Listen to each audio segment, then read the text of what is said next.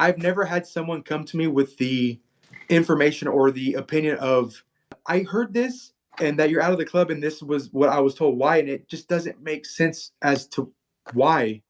Can you clear it up? And I go, honestly, I really can't. I am not too sure, but I respect it because that's the decision that the men made at that time. It's just I don't think it was rightfully informed on everything. Like I think the decision was made very quickly. When Angelo first said those words, I gotta tell you, it made me wonder if I could even trust him. How could you not know?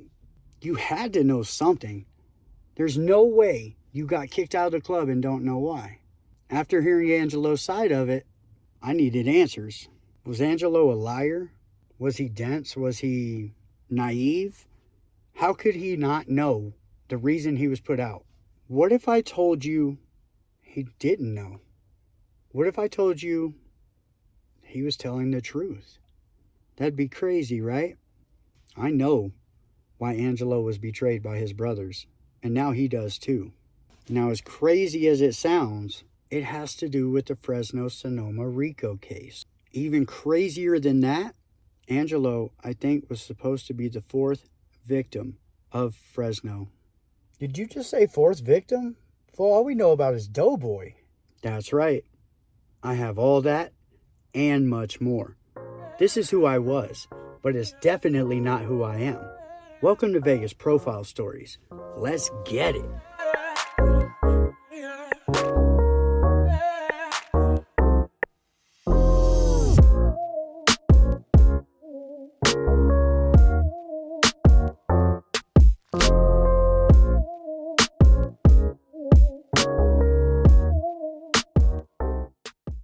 So as you guys remember, members of Fresno, Sonoma, and the Salem charters of the Hells Angels, well, they just went down in a RICO. That RICO, we all know it centered around the death and disappearance of Doughboy, Joel Silva, the Sergeant at Arms of Sonoma. Now, 6 men total stood trial, took it all the way to the box. 5 of those men, as we know, were convicted. Now they are facing life sentences. The one man who was acquitted, Bucky, well, he's going on about his life. That leaves Agro, who sadly lost his life awaiting trial, and 5 other members. These members all took plea deals. In these plea deals, they got sentences ranging from anywhere from 2.5 to 7 years. Now, one of those men that took the plea deal is Merle Hefferman. That's the 54-year-old Sergeant at Arms of the Fresno charter of the Hells Angels. Now, Merle has also been the president, the vice president of the charter at different times. It kind of works like that. People are voted in and out. It's kind of a thing. Now, Merle, he got 4 years in this.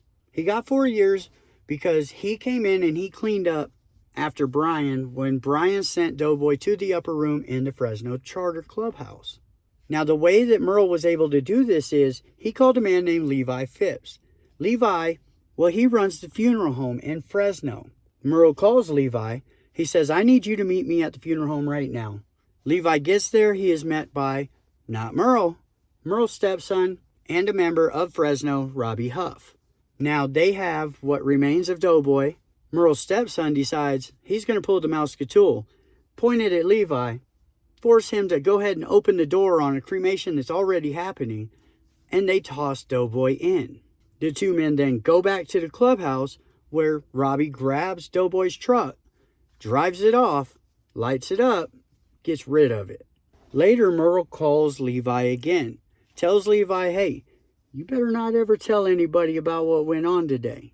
For his part, for doing all of that, Merle took a plea deal for 4 years for obstruction. Everybody else was facing mandatory life sentences under the RICO. Merle cut a deal for 4 years for obstruction. Now, it's important to say that nothing shows that Merle has said a damn word to the feds. He hasn't testified or any of that. I'm just saying the man who disposed of Doughboy in this RICO case, well, he didn't even face a RICO charge when he was being sentenced. Now, to put that into perspective, there's another member, and this member's involvement was, I think he robbed a grow house with Ray Ray, and then he went over to T's house. They knocked on the door, T and his wife answer the door. They come in, they collect any club gear, and they leave. Now, I won't say it's cordial, but it definitely wasn't on some gangster shit. It was, you know what the deal is. Give us the stuff. See you later. Have a nice life. There was no threatening, no beating, no none of that. He just went over there, collected a box of stuff. He got 7 years. Now, if that man got 7 years, but the man who incinerated one of his club brothers got less, got almost half. By the time it's all said and done, Merle will do about a little over 2 years. With the RDAP and good time, whatever, about 2.5 years. Everybody else can be doing life sentences. 4 years. They tried to give Bucky 10 years for making a hand gesture in the back window of his truck. And they gave the man who disposed of the body completely 4 years. So with that, nothing made sense. Until it did. 4 missing Hells Angels were illegally cremated at a funeral home in Fresno. 54-year-old Fresno Hells Angel Merle Hefferman was involved in the secret cremation of fellow member Joel Silva. They suspect 3 other members of the group were also illegally cremated. Of course they gave him 4 years. They have 3 other members of the Hells Angels that got the same fate as Doughboy. So they give him 4 years, whatever. That's 4 years to go ahead and build the case for the death and disappearance of the other 3 members. They're betting that they're going to be able to charge Merle and the others before Merle gets his parole. Here's how it allegedly played out with the other 3 members that they are alleging Fresno sent to the upper room and got rid of the same way that Doughboy was gotten rid of. 2014, Lacona Bike Week in Lacona, New Hampshire. Now that is a huge run for the Hells Angels. They are always there. Now sometime during this run, an argument breaks out between Doughboy, the Sergeant at Arms of Sonoma, and a member of Boston Salem. From what I'm understanding, during this argument, Doughboy tells the Salem member he's going to send him to the upper room. Now, it's not exactly clear where this argument took place, but it didn't take place on the grounds of Laconia. It had to have either happened in a clubhouse or over the phone. I'm leaning more towards the phone, but I'm not 100%. If it had happened live, face-to-face, I think something would have been done about it right then and there. The fact that nothing had happened except for them talking to each other, I lean towards it happened over the phone. Now, it doesn't really matter where or how it happened. It happened. Sunday, July 13th, 2014, Fresno Clubhouse in Fresno, California. Doughboy has ridden up to the Fresno Clubhouse with his club brother, Rusty. Doughboy is going to the clubhouse under the pretense that he is going to be fighting Brian Wendt, the president of Fresno, for the disrespect of the member in Salem. Now, the reason that this is happening is because Brian is close with Rain Man, the president of Salem's charter. They're saying apparently Rain Man called up Brian, let him know that there had been a disrespect from Doughboy to his charter. Brian took offense to it, said, come over here, catch these hands. Doughboy shows up. They talk a little bit. Maybe it's spirited, maybe it's not. Anyway it goes, Brian, he calls it cool with Doughboy. Doughboy goes in, sits on the couch. While he's sitting on the couch, Brian throws him a bag of bud. It lands in his lap. Doughboy looks down at the bud. Brian pulls out the Mouseketeil, sends Doughboy to the upper room from behind. That's the end of Doughboy. Then Merle comes along the next morning, calls Levi, has his son and Robbie Huff take Doughboy over to the funeral home, and they get rid of him in an ultimate way, a complete way. February 11th, 2015. Again, the Fresno Clubhouse, Fresno, California. Merle makes another phone call to Levi Phipps. He says, once again, I need you to be there. I'm on my way. This time Merle shows up. This time Merle shows up alone. Well, almost alone.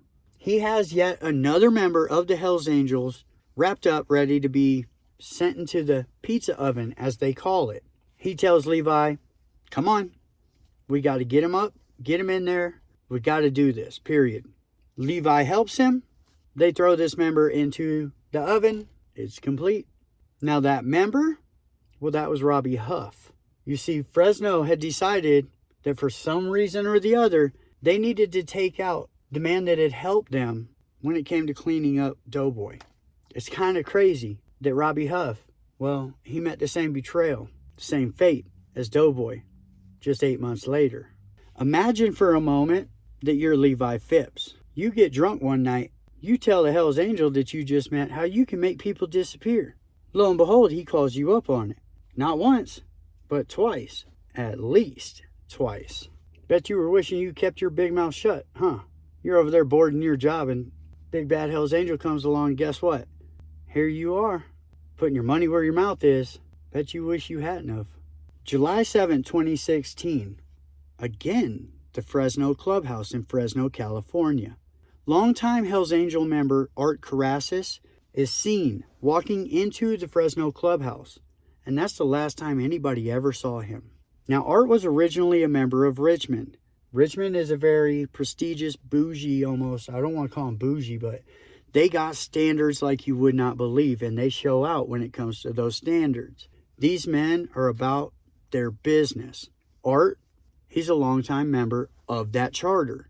Art is so respected that when the Cali Nomads are running low on leadership, he's sent from Richmond to go and lead the Nomads, the Cali Nomads, and pull it all together.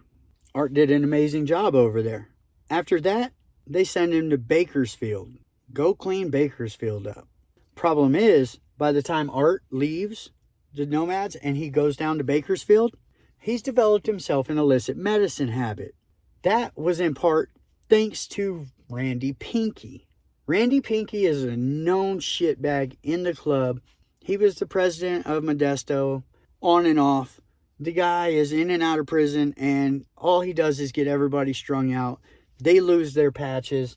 His goes in the box, but he never seems to lose his patch, although he's behind so many good men being thrown out of the club because he just gets them strung out. He thinks it's funny or something.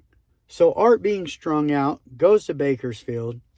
Words are said right away between Art and the members of Bakersfield.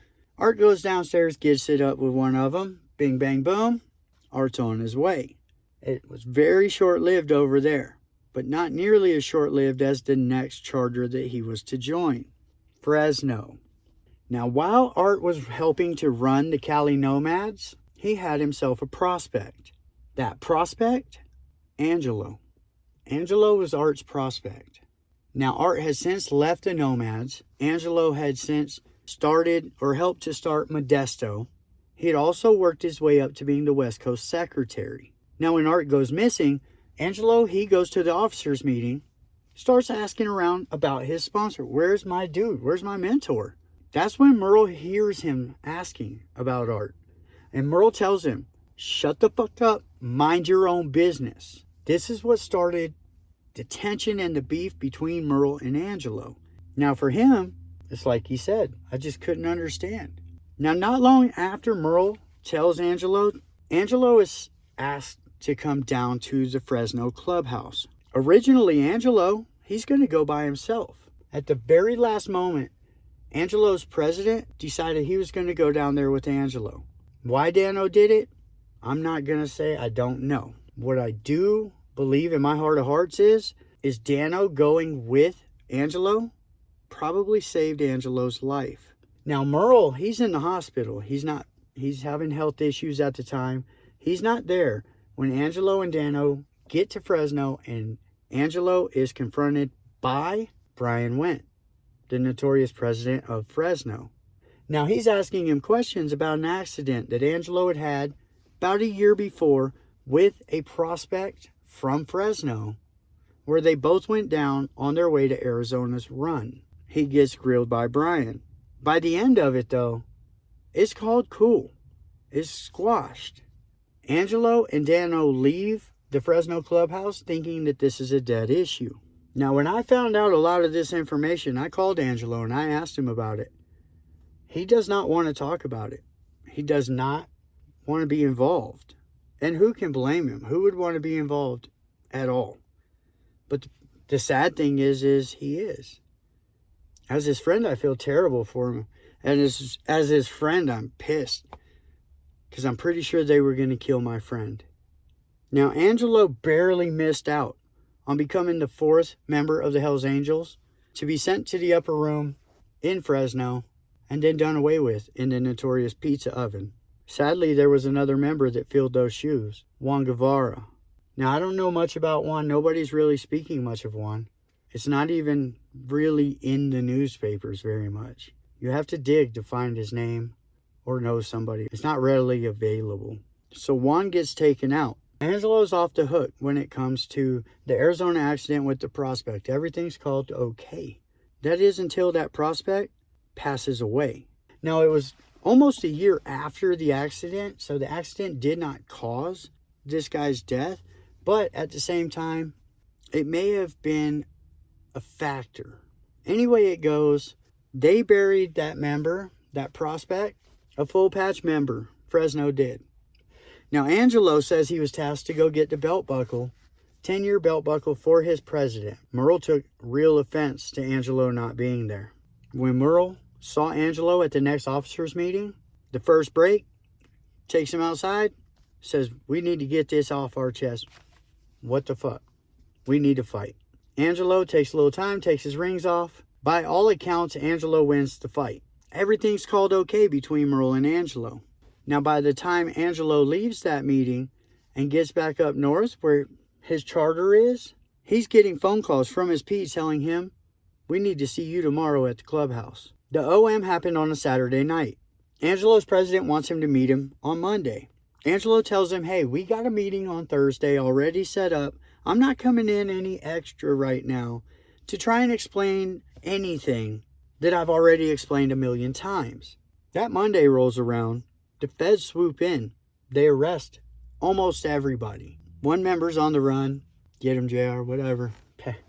But they swoop in. They arrest Merle, Brian, Rusty, John, Rain Man.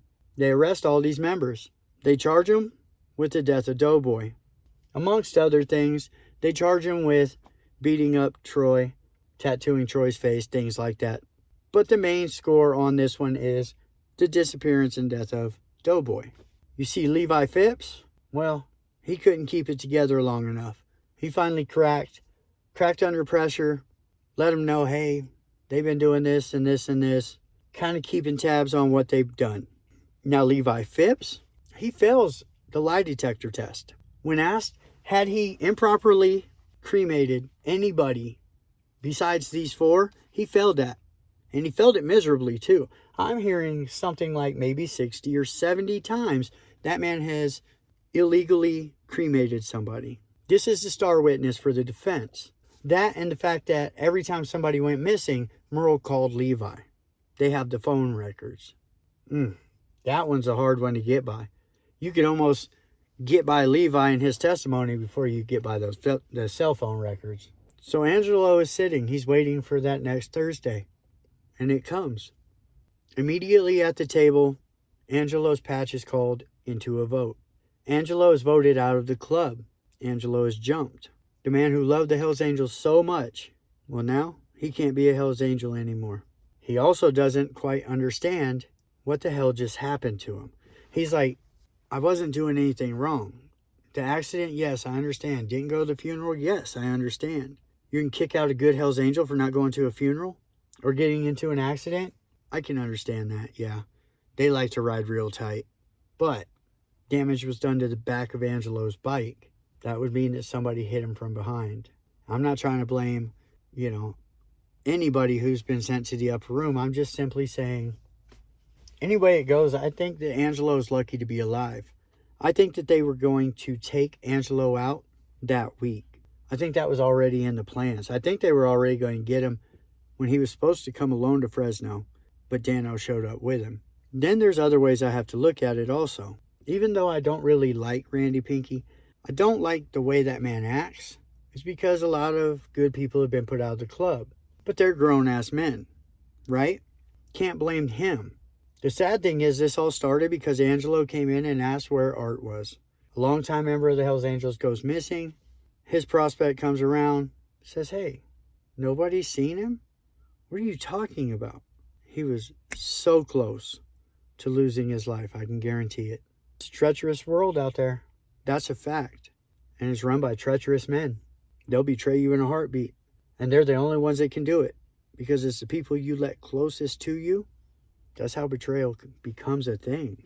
Your enemy can't betray you. Your brothers can. End of the day, Angelo's charter didn't have Angelo's back. Robbie Huff's charter didn't have Robbie's back.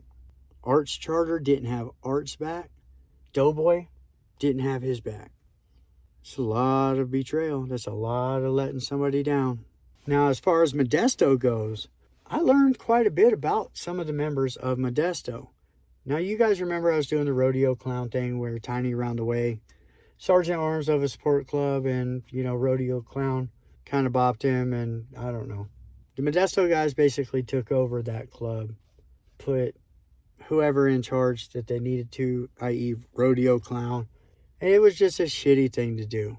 Well, rodeo clown, from what I'm hearing, is about to prospect in his brother's charter the Nomads. See, Modesto shut down, so now they're all Nomads. And I'm hearing that he's on his way over or is actively prospecting for the Cali Nomads. That's all fine and dandy, except that man has got at least 10 John charges. That's soliciting a woman of the night. 10 times. He thought he was buying pussy from a regular hooker. 10 times. Or more. It was a cop. Well, after the third time, you're not just going to let that one go and just say, hey, man, prospect, go find me a hooker. No, you just got to keep running your head right up into these cops. I don't know. Maybe he likes to get arrested for being a John. That's one of the future members, possibly, of the Modesto charters that is now the Cali Nomads. Then there's the Asian Crip that I told you guys about that ran Crip. After being a Hells Angel, ran Crip on the yard in California. Came out, was still a Hells Angel. Hey, no disrespect your way, homeboy. Like, that's just a wood calling some wood shit. Like, hey, man, we extend that to you. You know that.